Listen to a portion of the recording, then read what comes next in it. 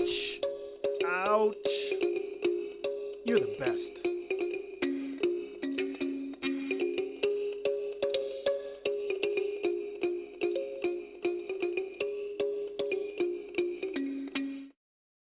Hello and welcome to Lost in Africa. In this episode, we're in North Horr, Kenya. We were invited there by a friend of a friend. Although she doesn't live there anymore, she had to go to attend some ceremonies to mark the anniversary of the death of her brother. But during this particular day, she thought it was a good idea for us to attend this traditional Gabbra wedding. Right there in front of you, you see the priest, and he's chewing on some coffee beans. And in the bowl that's resting on his lap, you could see the coffee beans are suspended in some type of liquid. It's actually chai, a mixture of milk and water and tea and sugar, and I think in this particular batch some oil. Anyway, it was very tasty. And to his left is the father of the bride, and they're sitting outside of a house or hut, if you want to call it. And inside of that is the bride and a bunch of other ladies. Maybe about 150 feet from there to the left is another house, or hut if you want to call it, and that one is for the groom. And between these two huts are some enclosures, two enclosures actually. I guess one for the bride and one for the groom. And that's where they keep the camels, which are part of the bride price or dower, if you want to call it. Now, we were given a guide to show us around and explain everything to us, but to be honest, I don't know what happened to him. He went missing. So Jose and I had to figure out everything for ourselves. So we're going to show you some video footage of things, but I don't know if our explanations will be absolutely correct, but we're going to try our best. It's good. You should try it. One of the things that struck me during this Gabbra wedding was the number of times that they prayed. Here they're praying just after getting the tobacco. And although you can't hear them chanting because the wind was howling so much the microphones didn't pick up anything, you could see them moving their hands back and forth, and that was an indication to me that they were praying.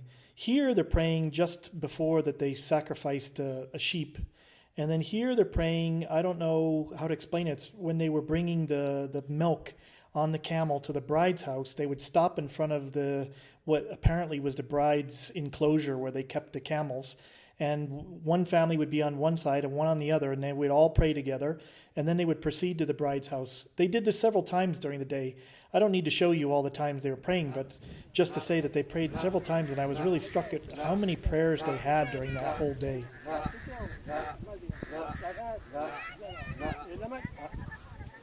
Just mentioned about the prayers that are done before they sacrifice a sheep, and here they're going to bless the sheep. You see the father of the bride right there was just drinking some milk, and now he's given some milk to the man who's holding the sheep. And milk plays a very important role in the cultures in northern Kenya, and it obviously does in the culture of the Gabbra. Here he's pouring milk over the head of the sheep and down the body. He's going to put some on the tail, and then he's going to put some underneath. It's just sort of like blessing the sheep before they sacrifice it. During the day that we spent at this Gabbra wedding ceremony, we noticed that one of the most labor-intensive processes is delivering milk in traditional containers on the back of a camel from the groom's house to the bride's house. And you can see the bride's house there back behind the guy who's directing the camel. I guess it's maybe 150 feet to 50 meters about. Now, putting the traditional containers on the back of the camel is quite, as I said, it's a laborious process. This lady here is preparing all the sticks and the ropes and the leather sheets that are going to go on the back of the camel. And what made it even more difficult was the wind was really blowing, and that's why actually you can't hear the sound on here. That's why you're listening to my voice, unfortunately, because the sound was drowned out by the wind. But it was mostly women were doing the process, but there were also some men. And they seemed to me to be arguing about how to tie this rope and how to tie that rope and how to put this piece of leather on and how to put this milk container into the other like wooden round container like a basket. But it was really beautiful, and they did this process a couple of times actually. And once they're done with all this, putting all these baskets and milk on top of the camel, then they have to go through this process where they have to pass through the enclosure for the animals of the groom's house. Now, I had said earlier that both enclosures for the bride and the groom were between the two houses, but that's not really true. Actually, the enclosure for the groom was on the other side of his house. But they take the camel and they pass through that enclosure. And once they get to the enclosure of the bride, then they do some prayers once again, like I said earlier, with all the prayers. And then once the prayers are done, then they take and they pass through the enclosure for the animals of the bride. So once they pass through that, they get to the bride's house, and they can get the camel. How they do it, I mean, you could see this woman trying to get this camel to go down on the ground. So they get the camel down on the ground, and then they take all the stuff off again, and the milk containers they take in the bride's house, which I didn't get to go into the bride's house, and I know that she was in there with a lot of females because I saw them coming and going, and I assumed that they were drinking the milk. So we were wondering, when are we going to get to see the bride? And there she shows up in that red veil, and I'm thinking I'm going to get some great video of her, and then her father comes along and sends her away. But about 7 minutes later, she shows up again, and she's walking to her enclosure, I guess to inspect the camels that were given as the bride price or dowry, if you want to call it. The camels didn't seem too happy, and she didn't seem too excited either. With her head down, I don't know what she was thinking, but her father seems pretty happy. He's trying to move those camels around. And then she quickly went back to the house, and I didn't see her again the rest of the day. Let's have a look at the groom now. He's just had his head shaved with the razor blade, and now he's having his face shaved. And then he trims his fingernails. This is all part of being clean for the ceremony. After that's all done, then he has to bathe and then get dressed all in white. And you can see he's having his head wrap put on. And then after that, he'll have the white cloth. He'll have that wrapped around him. And then he'll be given the different sticks that he needs to carry to signify that he's a married man. After that, he's supposed to walk barefoot out into the bush. But things changed a bit. So, as I said, he's supposed to walk traditionally, but it's so far. They asked for a ride, and we decided, well, you know what, things are changing. There's nothing we can do about it, so let's take the car. We're looking for a special tree. This tree? Okay. Change is inevitable. But, like most weddings, this one was going overtime. So it just made sense to use the car, because otherwise, those guys would have been walking late into the night, which would have been difficult. Anyway, you see the groom there with 3 other males. Traditionally, they all have to be unmarried, and in this case, it was 1 adult and 2 children. Once they find the tree that they want to cut, they have to dig in a hole near the base of the tree, and then the groom and the 3 other males all have to add a certain amount of coffee beans to the hole, and a certain amount of tobacco, and like most ceremonies in the north of Kenya, milk. Once this is done, the tree is considered blessed, and they can begin to cut. Now, I didn't see that they were cutting any certain branch or any certain number, but it did seem like the guy was counting. This would have been difficult, however, because we did go to 2 different trees. Now, I say tree loosely because with so little rain in the north of Kenya, they look more like shrubs. Anyway, once this is all done, we can start walking back. Now, normally it's a long walk, which would have been uncomfortable because they were carrying quite a few branches and they have some nasty thorns on them. But lucky for them, we were driving, so they only had to walk back to the car. And once there, Hosea helped out by tying the branches to the hood of the car to make things more comfortable. And then we all piled back into the car and headed back to the site of the wedding. When we brought the groom back to the wedding, we found that the bride's home was no longer there. The women had taken it down.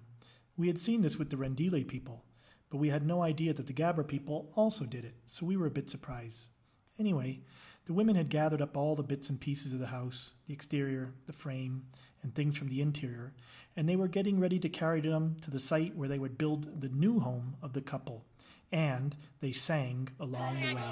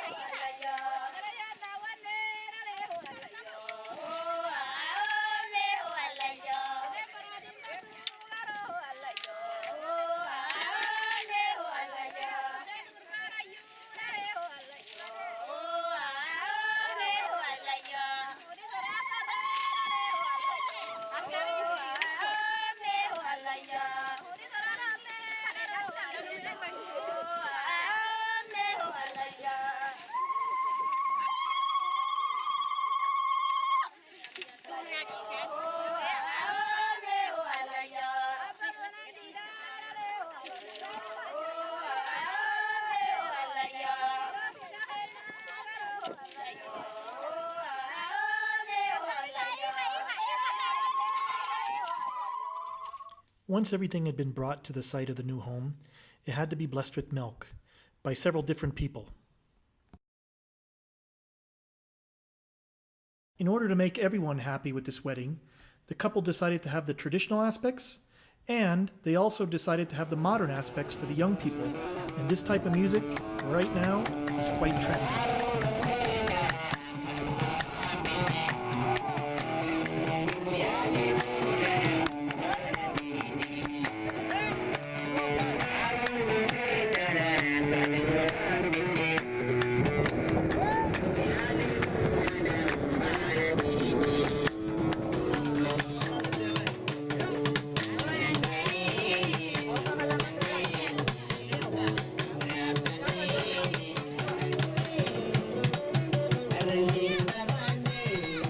One of the many things that I appreciate about Hosea is he loves to have fun.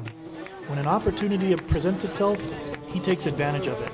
And at this wedding, he took advantage of the dancing. And look at him, he looks fantastic.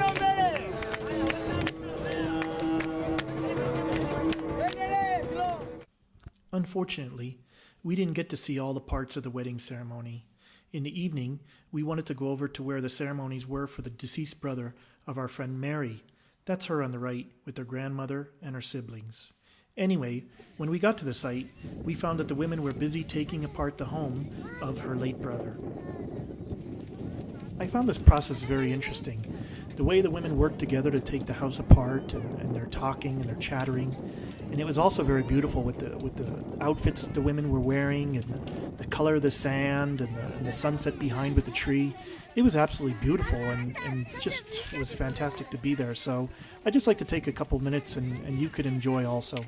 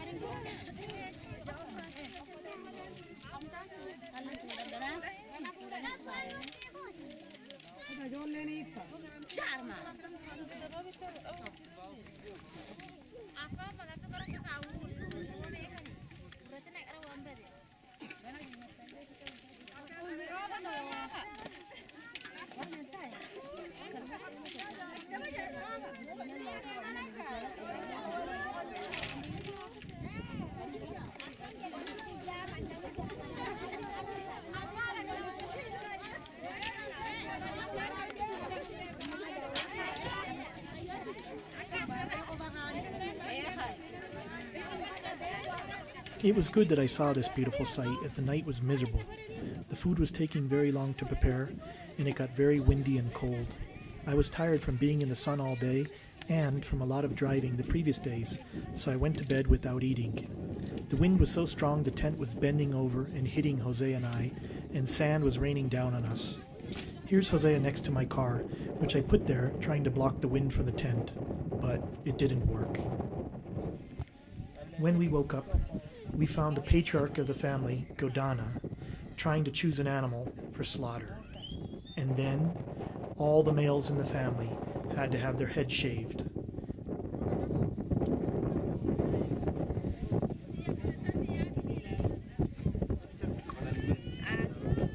And their faces shaved. and they had to trim their fingernails and toenails in order to be clean. And then the oldest son had to put blood on all the possessions of his deceased brother, including the parts of the house.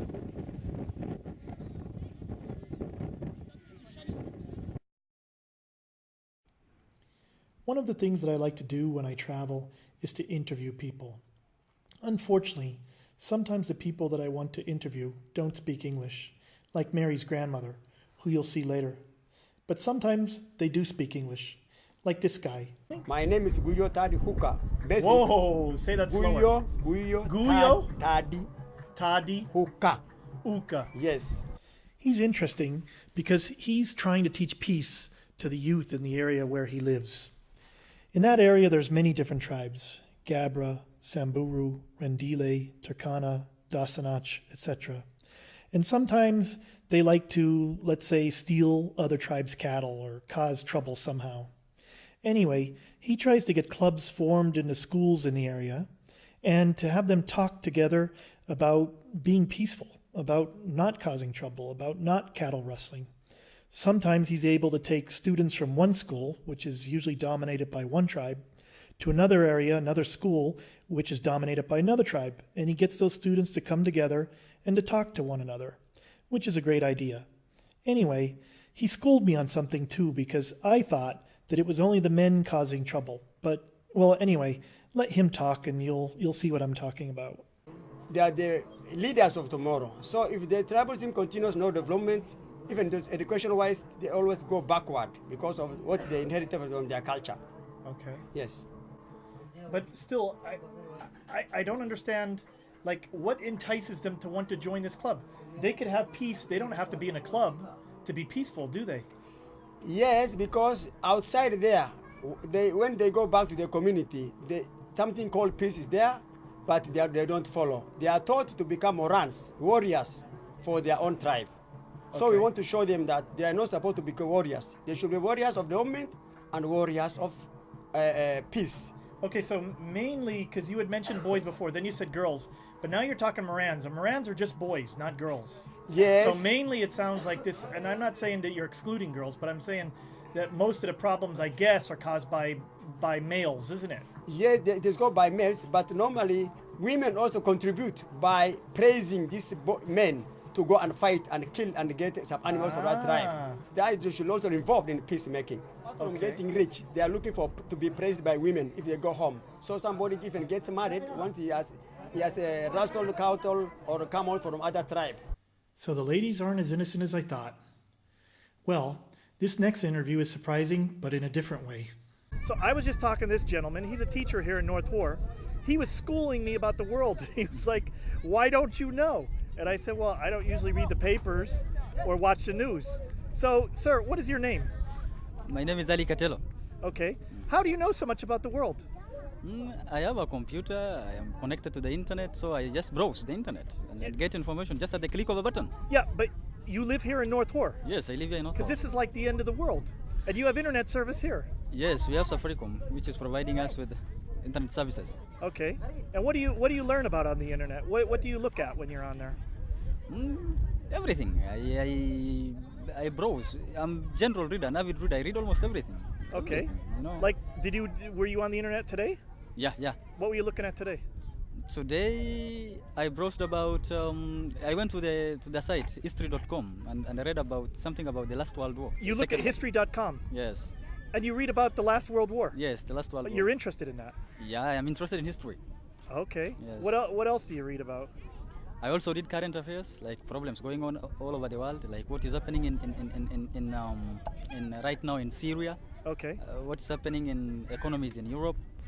Almost everything in the world. We get the news immediately. Do you teach your students about that kind of stuff, or because you said you teach English and history? And history, yeah. In history, we also teach about current affairs. So we teach them these things about current affairs, what is going on in the world. Okay. Yeah. You want to say anything else? Yeah. We in Africa, we have our own life to live. We are just like another human being, so we are not as backward as people think. Like people think that when they come to North Horr, they come to the end of the world. No. This is not that continent. It only seems like the end of the world because it's so hard to get here. Yeah, maybe the only problem is infrastructure. Apart from that, everything else is fine. This is Elad Banco. She's the grandmother of Mary. The family isn't sure about her exact age, but they guess that she's about 90 years old. She didn't really want to be interviewed, but when the family told her that someday maybe her grandchildren and great-grandchildren and great-great-grandchildren might watch this and learn about her, then she agreed. Anyway, let's hear what she has to say. Yesterday we went to a wedding, and I was told you married when you were 16. Were you scared the day of your wedding? She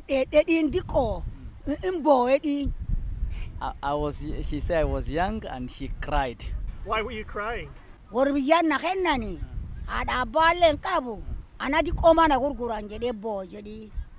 She said I was young, I don't have father and mother, I don't have parents, and that's why the people I don't know, that's why she cried. Oh, when she was married, all her parents died. So it's another family which gave her to somebody. What do you think is the secret to a happy marriage, to being happy staying together?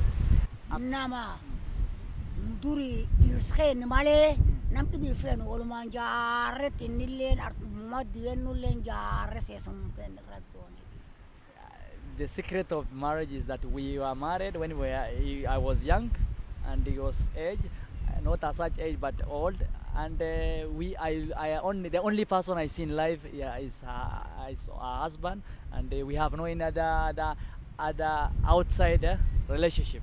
You know, nowadays people make prior arrangements with the town life, but when you are married in a new traditional life, it's the happiest moment whereby you get a blessing, and you are treated like a queen, the newly married girl. Okay. Do you remember the first time you saw an Mzungu?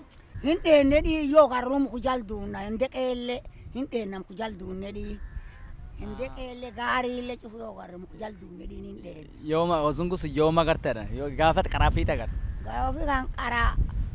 arge gaf pura kubuda ban jadi gafa sarge. I don't know exactly which year was that, but she said that was the first time, I think, when Kenya before Kenya got independence. That was and thereafter there was independence of Kenya, and at that time we are afraid of the Mzungus, we are afraid of tourists, and we are afraid of cars and even aeroplanes. When we see them, she says she goes under the tree. Why were you afraid of the Mzungus? Gawas Mzungu madetanjit.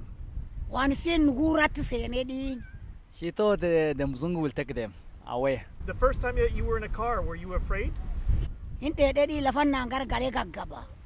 said that it's like the earth is shaking, there's a quake, and she feels that at the end of when I go on a vehicle, I faint.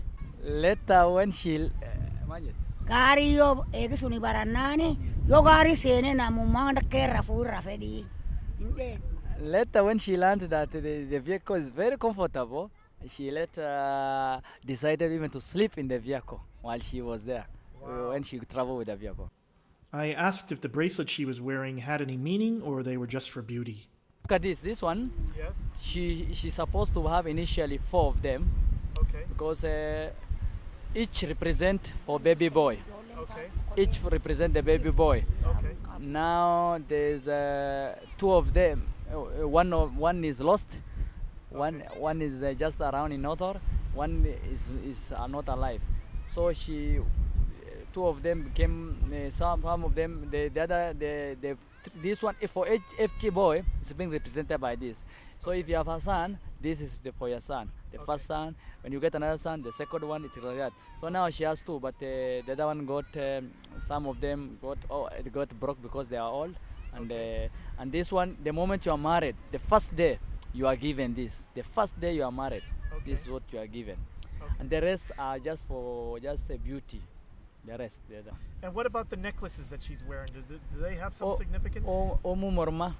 Kuini ati dira kan nakeya tedi akan fulatan tochani. The son, anybody the mother to a son who will have this kind of, and it's made in such a way, and they have to put on. Okay. about the other ones? Tandivin oida. Tandivin. Tunini. Or are they just for beauty? Morma keeyyatanitti reekkana tanaan korbeessaan qalaan jedhiin dhiirsi namaa. Morma keeyyate kun buttufa. This one is when he has to slaughter and he has animals. A big a male goat like this. This the husband puts on. Has she been wearing those necklaces for a long time? Gan gudda umutan mormatan nakatamo. Waan amma inni narra ciccittee lafa hin argu amma tan dirachuu hin danda'u badde malee duri as ejjitedhi. Because of her old age, she used to have around entire. She has an entire of her neck. It's been covered by this necklace. So it started that because she was growing old and she could not even see properly. She cannot be able to make it again. With the interviews over, I decided to rest in the shade of the trees, and luckily for me, the children decided to put on a little show for me.